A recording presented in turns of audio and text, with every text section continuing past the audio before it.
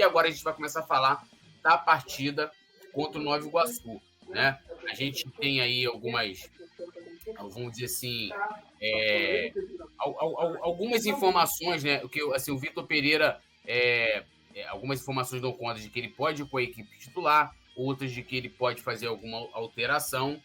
Dando minha opinião rapidamente, eu acho que ele deve ir com o melhor que ele tiver do elenco aí e para esse jogo contra o Nova Iguaçu, já pensando na final da Supercopa, que é na outra semana, né, dia 28, e pensando também na preparação para o Mundial. Nazário, acho que não sei se o Flamengo não divulgou os relacionados, mas já a gente vai colocar na tela a provável escalação. Como é que o Nazário... Aí, ó, a provável escalação de amanhã. Então, vou passar aqui, aí eu chamo o Nazário para comentar. Santos, Varela, Davi Luiz, Léo Pereira e o nosso querido Ayrton Lucas. Mais à frente, nós temos o Thiago Maia fazendo ali, hoje, uma muito chamada volância, né? Aí depois nós temos Gerson, Everton Ribeiro, Arrascaeta, Pedro e Gabigol. Antes de você analisar essa provável escalação, Nazário, eu quero saber se o nosso treinador, Nazário Pereira ou Vitor Roberto, escalaria o time titular amanhã. Bom, levando em consideração que a gente tem o primeiro desafio dia 28, né? Começou a brincadeira, 2 jogos e tal, e dia 28 é a primeira decisão, é para valer. E a gente precisa do time na ponta dos cascos. Então, amanhã é mais um teste, mais um laboratório, principalmente para ele, que não conhece o elenco. Não conhece o elenco assim, ele chegou agora, né?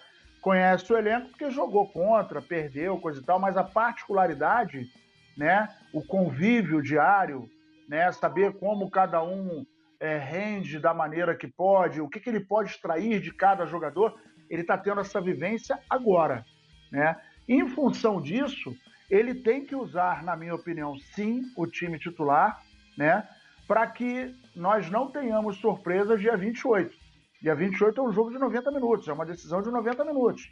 Então, não interessa se o Palmeiras está bem, está mal, se a coisa... o que a gente tem que pensar é no Flamengo, esquece o Palmeiras. Óbvio, ele é o nosso próximo desafio na questão da decisão. Mas o fato é que o Flamengo tem que estar muito bem preparado e aí não tem como você dar ritmo ao teu elenco, ao teu time principal, com eles descansando e só jogando coletivo.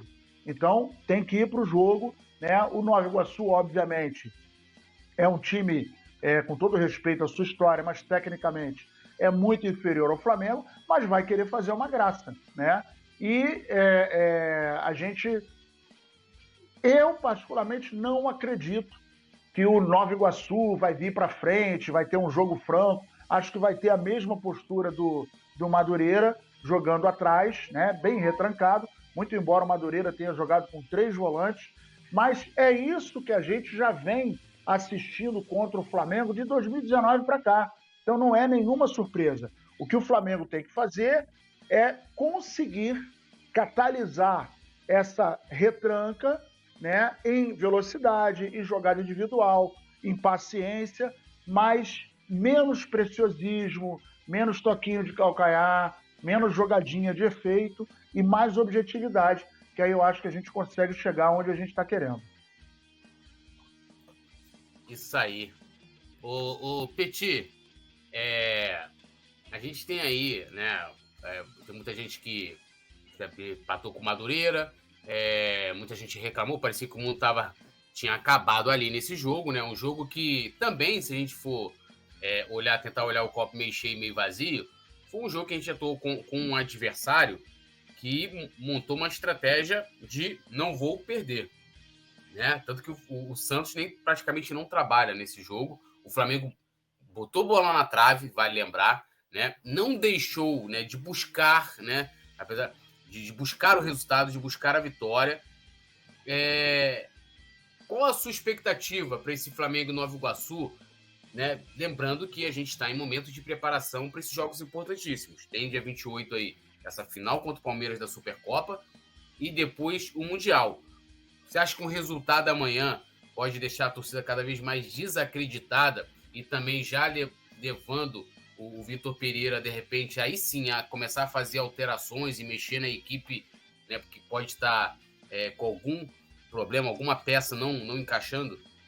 O que acontece, Túlio? Por mais que o Flamengo use o Campeonato Carioca, né, para fazer uma pré-temporada, para fazer ajuste de posicionamento e colocar realmente o elenco no ritmo de jogo, de competição, já ficou provado que a torcida fica impaciente. Isso aí a gente viu, ninguém contou pra gente. A gente viu que contra o Madureira já tem já uma parcela da torcida que realmente ficou sem paciência, né? Então, a minha expectativa para esse jogo é a melhor expectativa possível. O Flamengo vai jogar bem, vai conseguir uma boa vitória em cima do Nova Iguaçu e o trabalho vai continuar. Lembrando, Petit, eu acho que a gente não vai conseguir ter esse número de jogos até a final, mas o ideal seria que a gente tivesse pelo menos 10 jogos, né? Para no 11º, 12º a gente já conseguir fazer uma análise mais completa do que a gente vê e do que a gente acha, né? Então, como o Flamengo vai para o segundo jogo, quando eu falo segundo jogo, é o segundo jogo com o time titular, na minha opinião, eu acho que é impossível fazer qualquer tipo de análise. Por quê? O Flamengo está iniciando, o Flamengo chegou, voltou de férias. É como se você tivesse ido na concessionária e tivesse comprado um carro 0 quilômetro. Que a gente sabe que um carro 0 quilômetro, tu não pode sair da concessionária e meter 200 por hora, 180, 170, senão você estraga o motor do carro zero. Então, o Flamengo hoje, eu considero o Flamengo hoje um carro zero, que você vai buscar ele na concessionária e você vai andar 60 por hora, 80 por hora e tal, vai reduzir a 70, 65, 80. Porque se você precisar esticar ele, você pode não ter carro o restante do ano. Então, o Flamengo faz isso. Se o Flamengo, de repente, né, deixasse o Ayrton Lucas em campo e colocasse mais pressão, teria que usar mais a força física, teria que usar mais preparo físico para vencer o Madureira, de repente você teria vencido. Mas você poderia perder um jogador, por exemplo, igual o Ayrton Lucas, né? Então, o Flamengo hoje, eu sei que é complicado, mas o Flamengo hoje não pode correr o risco de perder nenhum jogador titular para a Supercopa e chegar lá no Mundial com todo o time aí, o melhor preparado possível para enfrentar essas finais agora que o Flamengo vai enfrentar. A verdade, na verdade, é que o Flamengo teve a sua preparação antecipada por jogar 2 finais. Se o Flamengo não estivesse no Mundial e não tivesse Supercopa para jogar, o Flamengo ainda estaria com o time sub-20 disputando o Campeonato Carioca. O Flamengo só vem com o time titular porque o Flamengo precisa antecipar a preparação. Eu sei que uma galera aí, não consegue entender isso, mas é isso que está acontecendo. A galera vai comentando aqui sobre o jogo, né? Logo a gente vai ter os palpites, né? O jogo, lembrando, Flamengo e Nova Iguaçu, né? O jogo válido pela terceira rodada do Campeonato Carioca. Né? O jogo começa às 16 horas, Maracanã, transmissão do Coluna do Fla. E trazendo um dado aqui, aliás, antes de trazer o dado, eu acho que desses jogadores, o Gerson a gente já conhece, por mais que tenha retornado agora, né? O Ayrton Lucas vem ali, até porque o Felipe Luiz também agora está se colocando à disposição, né? Voltando aí o trabalho com bola no campo, aquela coisa toda, mas a gente já conhece.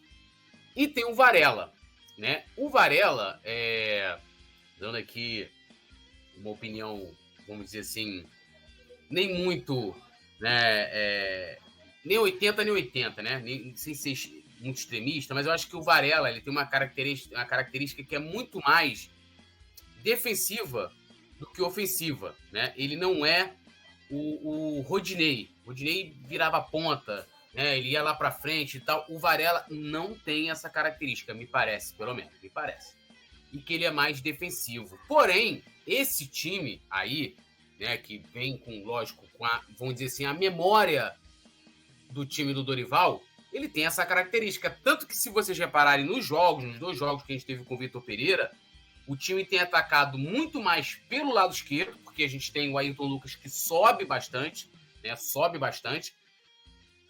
E muito pouco pela direita, né? E se a gente lembrar no passado, o time atacava muito mais pelo lado direito, por onde saiu, inclusive, o gol do Gabigol na final da Libertadores.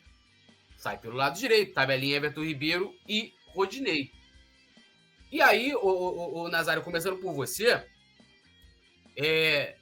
você acha que a torcida vai ter essa consciência de que o Varela tem características, e até vou pegando aqui o Sérgio Santos, um ritmo de jogo diferente do próprio Rodinei, e se habituar de que a gente contratou um lateral que é muito melhor defensivamente que ofensivamente?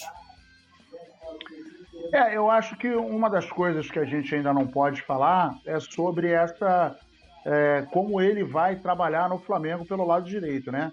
Lembrando que ele vai poder trabalhar em dupla com o Everton Ribeiro.